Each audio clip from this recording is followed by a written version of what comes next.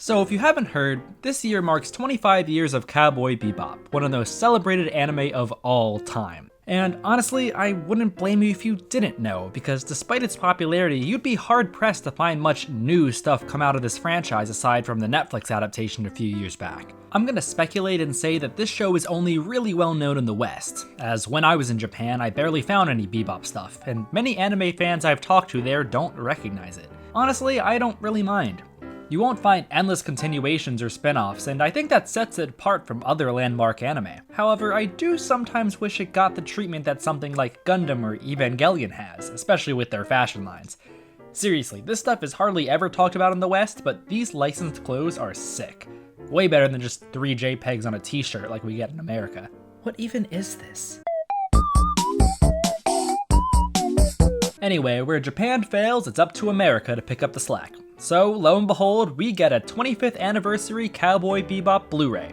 When I first heard the news, I was really excited. Longtime Flutterbro fans know that my need to curate my growing Blu-ray collection is as grand as my desire to... I don't know, I couldn't think of a joke. But when I looked deeper, I found something insidious. No, not actually, you're not gonna get a rant video, I'm just disappointed. Let me explain, okay? Here's the problem with Cowboy Bebop's 25th anniversary Blu-ray. I have the Cowboy Bebop Complete Series Blu-ray that was released in 2014, and that's it. Yeah, even though this Blu-ray was released nearly 10 years ago, this seemingly new and improved box set brings almost nothing to the table. As far as I know, it's the same master as the original Blu-ray, contains all previous special features, and only has this mysterious 25th anniversary retrospective as a new addition. There's also this 20th anniversary interview with the Japanese voice of Spike, but clearly that's over 5 years old now. Now, you could make the argument that this is not a big deal, it just isn't for me, and is instead for anyone that hasn't quite yet picked up Cowboy Bebop on Blu-ray. And I would argue that if you wanted relaxed discussion on broad topics that actually matter, you wouldn't be watching my channel right now. Also, I would probably get violent. So here's why I think the new Cowboy Bebop Anniversary Edition is worse than the original release. Okay, get the nitpicks ready because we are going full cinema sins for this one. Look at how small the title is on the new release. It's comparatively less interesting than the bombastic larger title with a yellow background. Why is there so much unused space? Look at the back. The original has a really dynamic sketch showing our 4 main characters, and it fits with the loud yellow on the front. There's also this cool "See You Space Cowboy" with 4 colors nicely framing the smaller words with the larger ones. To cap it off, there's a nice collection of screenshots at the bottom showing off the main characters. Now let's look at the new one. Yeah, it's just a boring picture of Faye, alone, with hardly anything else. All the character is gone, and look how lifeless the blurb reads.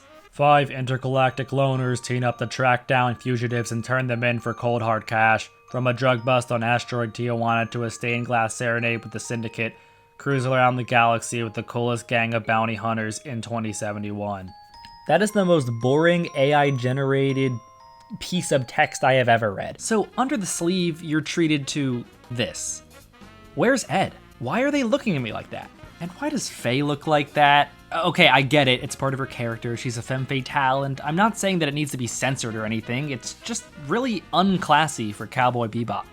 If I randomly died and my family was going through my belongings, I wouldn't want them to see this. They're already gonna be reeling from the Killdozer 2 schematics, they don't need this on top of it. Look at the discs, they're just random pieces of art, and they don't even line up with the episodes on the actual disc. Like this disc containing episodes 1 through 9, that's art from episode 20.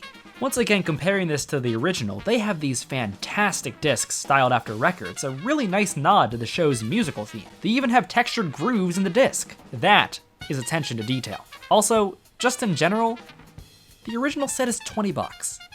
That just kills it right there. As you can see, I have a ton of problems with the general look of this set.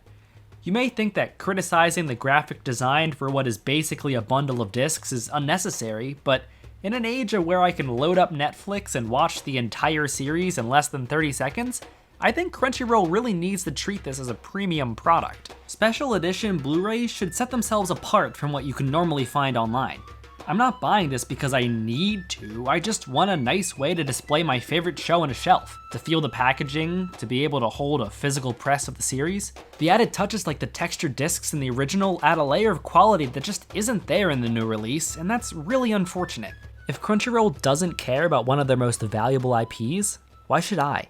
Also, as a final note, it's really weird that once again this set does not include the great Cowboy Bebop movie. I really think there must be a rights issue with this film because the movie has seen very little availability in the West. It's not even streaming. There was a standalone Blu-ray in 2011 and a limited release in 2018, but it hasn't showed up since.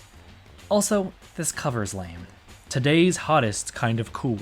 Thank you, Robert Bricken. Can always trust a recommendation from Anime Insider. A gritty, futuristic thrill ride that definitely delivers the goods. Whoa. They're here to save the planet, but not for free. They literally do that for free in the movie. It's weird because Funimation specifically showed the movie in theaters in 2018, so they must own the rights to it, right? I have no clue. This would have been a perfect opportunity to fill the movie-sized hole in my Bebop collection, but with the level of apathy I've seen from Crunchyroll lately, I don't think we'll ever see it happen. So that's my problem with Crunchyroll's Blu-ray Bebop set. Unfortunately, this seems to be a problem with a lot of their sets nowadays, seemingly ever since the Funimation merger, and to be honest, this might kill my hobby of collecting Blu-rays. If the biggest Western anime distributor doesn't care anymore, I'll probably check out from collecting besides the occasional purchase from companies that actually care like Discotek. Seriously, check their stuff out, it's awesome. Anyway, sorry for the shorter video this time, but I had to say my piece about all this as quickly as I could. And apparently, quick in Flotobro time is 2 months late, but at this point, are we really surprised?